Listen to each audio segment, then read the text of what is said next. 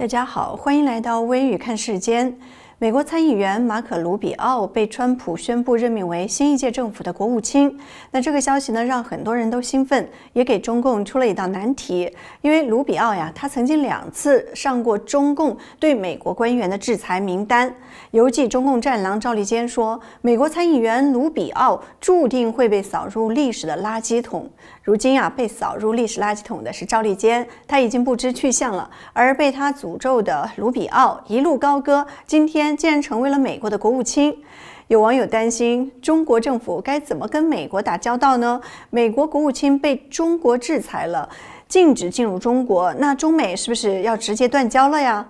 有人说没关系，中共呀已经想好对策了，他们给卢比奥改了个名字，现在呢人家叫做卢比奥，这样呢就没有人知道他被制裁了。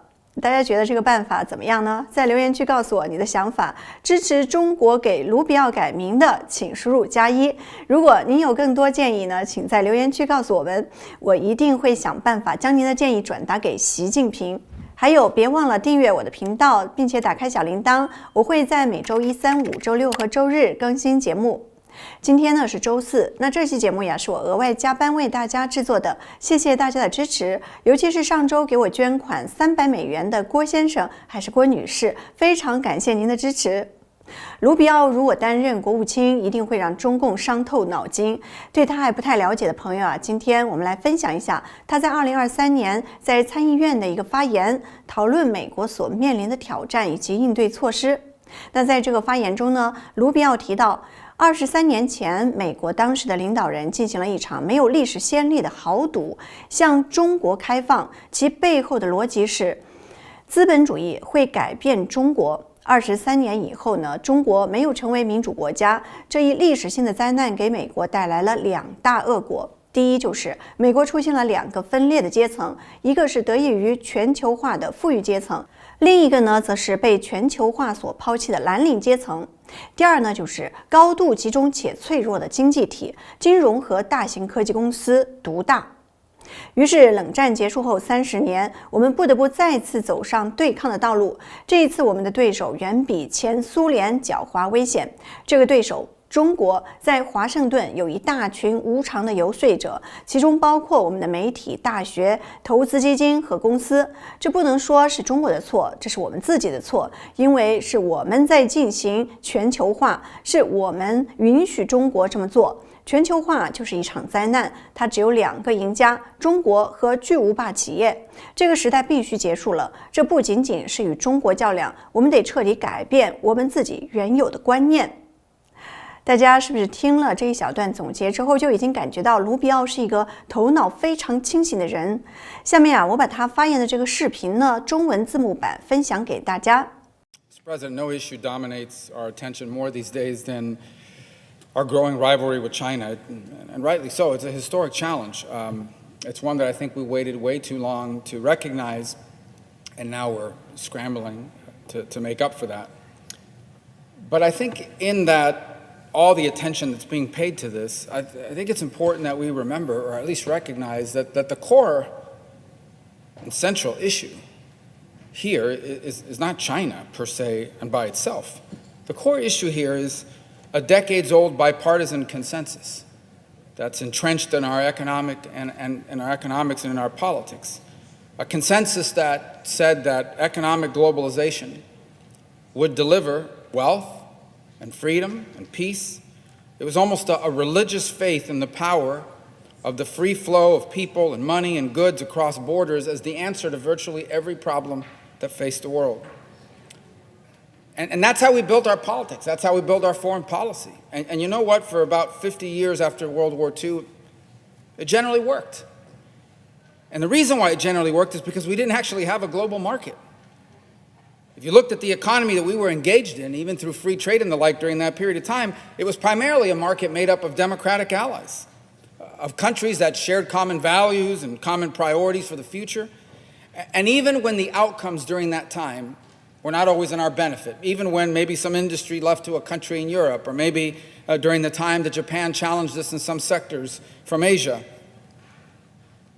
at least the beneficiary, even though it may have harmed us in the short term, the beneficiary of that outcome was not the Soviet bloc, the Soviet Union, or some geopolitical competitor. The beneficiary was another democracy and an ally in our confrontation with communism during that period of time. The point is, it generally worked during that time because, by and large, the interest of the global market and the interest of our country never got out of balance too far.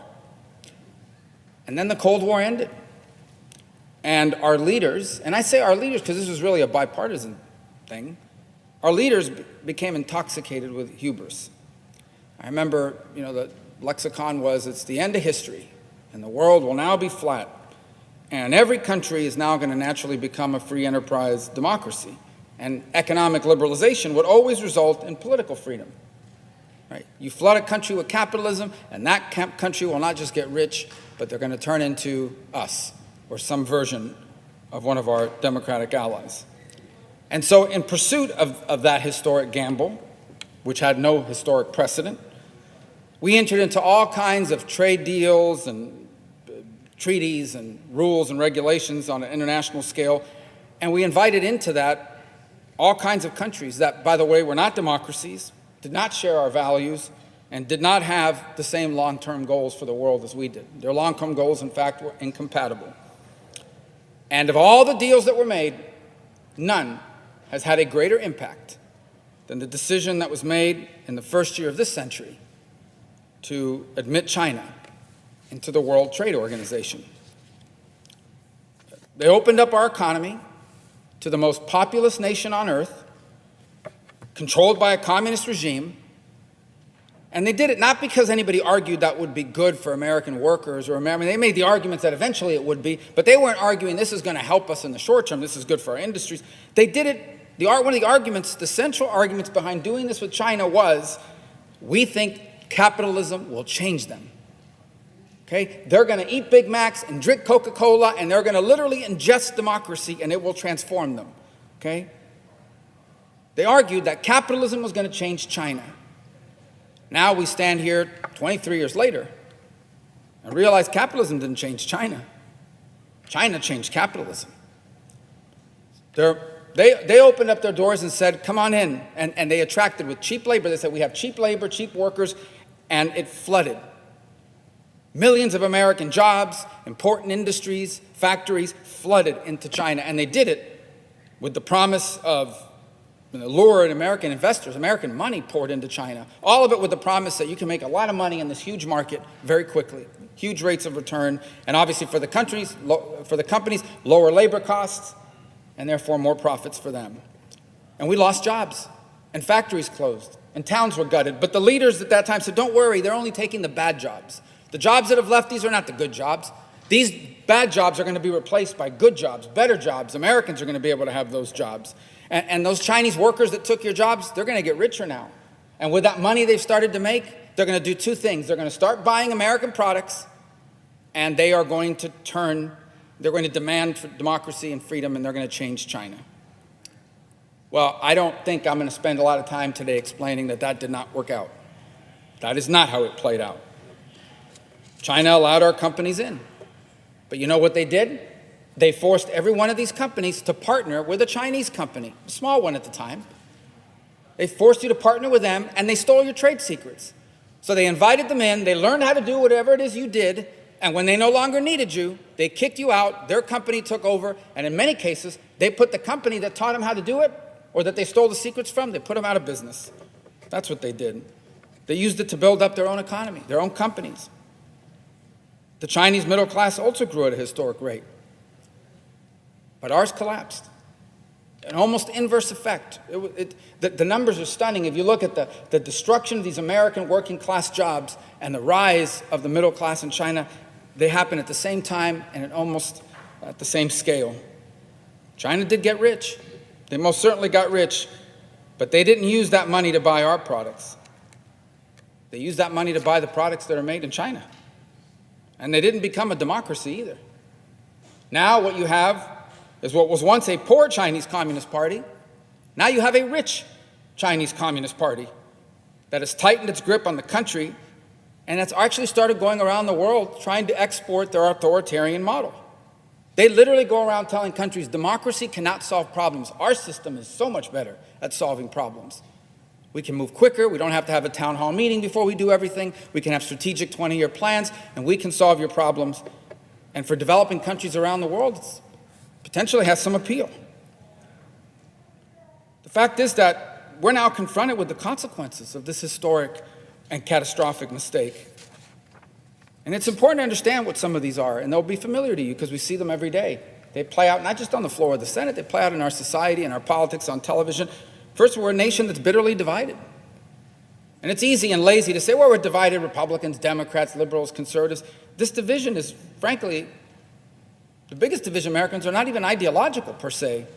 They seem to be attitudinal, and largely they seem to be along the lines of affluent class of people that work in jobs and careers and in industries and live in places that have benefited from this rearrangement of the global economy.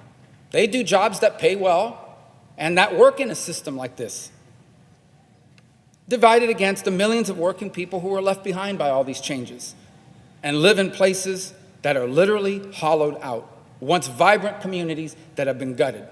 By the way, remember when they would say, don't worry, those people will move to somewhere else in the country for those new jobs? They didn't move. Because people don't like to leave their community. They don't like to leave their extended family. They don't like to leave all the things they've ever known and supported them. That didn't work that way. It's left us a country that's addicted. We are addicted to cheap exports from China. And we are dependent on Chinese supply chains, on everything from food to medicine to advanced technology. We just had a pandemic that reminded us of this. And what does that mean, these long supply chains dependent on a geopolitical competitor? It means we're vulnerable. Vulnerable to blackmail, vulnerable to coercion. You know what else it left us with? An economy that is highly concentrated and fragile. Our economy is primarily based today on two sectors. What's all the news about? Turn on the financial networks. You'll see what all the discussion is about. Primarily two sectors. Finance, meaning people that take your money and invest it somewhere else. They don't make anything, they invest your money, it's fine. That's a legitimate business. But finance and big tech. And those two industries that are now the pillar of our economy are controlled by just a small number of giant multinational corporations. The same ones that, by the way, outsourced our jobs. And these multinational corporations, they have more power than the government. In many cases, they have more power than the government. And they have no loyalty to our people or to our country. Their interest is not the national interest. They're multinationals. In fact, they're owned by shareholders and investment funds from all over the world. This idea that globalizing our economy would prevent great power competition between nations was always a delusion. And I think the people of Hong Kong and Taiwan and Ukraine can tell you that this idea that free trade always and automatically leads to peace, it isn't true either. None of us have ever lived in a world where America was not the most powerful nation on earth. I grew up, I was born into and grew up in a world where two superpowers were faced off in this long, cold, and dangerous Cold War between communism and freedom, between the free world and people who lived enslaved behind an iron curtain. And then I came of age, literally came of age, 89, 91, 18 to 20 years of age, first years in college. I came of age, and suddenly I watched the Berlin Wall fall, and I saw the Soviet Union collapse. And let me tell you, if you had told me 10 years earlier, you told anybody, the Soviet Union is going to vanish off the face of the earth, there will be no more, wouldn't have believed it. It was a time when truly historic and unprecedented. But now, 3 decades later, we find ourselves once again in a rivalry with another great power. And this rivalry is far more dangerous, and our rival is far more sophisticated than the Soviet Union ever was. The Soviet Union was never an industrial competitor. The Soviet Union was never a technological competitor. The Soviet Union was a geopolitical and a military competitor. But the near-peer rival in China that we have now, they have leverage over our economy. They have influence over our society.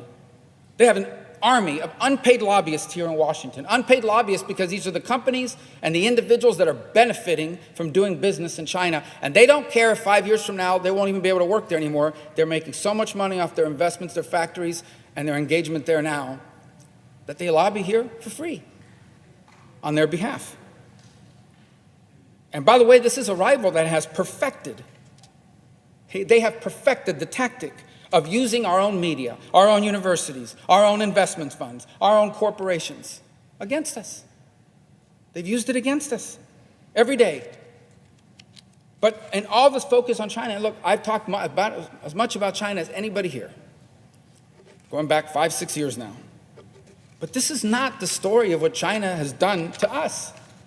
What China has done is they saw a system that we created. They took advantage of its benefits. They didn't live up to its obligations. You know why? Because China was trying to build their country. They were making decisions that was in China's national interest, not in the interest of the global economy or some fantasy about how if two nations are in business and there's a McDonald's in both countries, they'll never go to war. This is not the story of what China's done to us. This is the story of what we've done to ourselves. Because we've allowed this system of globalization to drive our economic policies and our politics, and it remains entrenched. Even now, people who agree that we have to do something about this will tell you, but we can't do that. We can't do that. Because it will hurt exports. They'll put a tariff on some industry. China will kick us off. None of this is going to matter in 5, 6 years. They won't need to tariff farm goods from the United States. They'll own the farm. They're already buying up farmland. You don't have to worry about the investment funds won't be able to make a return on their investment in 5 years. They won't need their money anymore. So this system was a disaster. And the result of the system was not global peace and global prosperity. The result was not the world without walls in which we were all part of one big happy human family. The reality was, people live in nations, and nations have interests. And by and large, for almost all of human history, nations have acted in the interest of their nations. And now we see what happens when one side does that and the other does not. The result has been the rise of China and big business, the two big winners. And all of this is the consolidation of corporate power in the hands of a handful of companies in key industries, and the rapid and historic rise of China at our expense. China's a populous country. They're always going to be a superpower. They were always going to be one. But they did it faster because they did it at our expense. They didn't create these jobs. They moved them. They didn't create these industries. They took them. We buy solar panels from China. Who invented solar panels? We did. They lead the world now in battery productions for these electric vehicles. We invented it. They make them. They perfected. They now lead the technology. I can go on and on.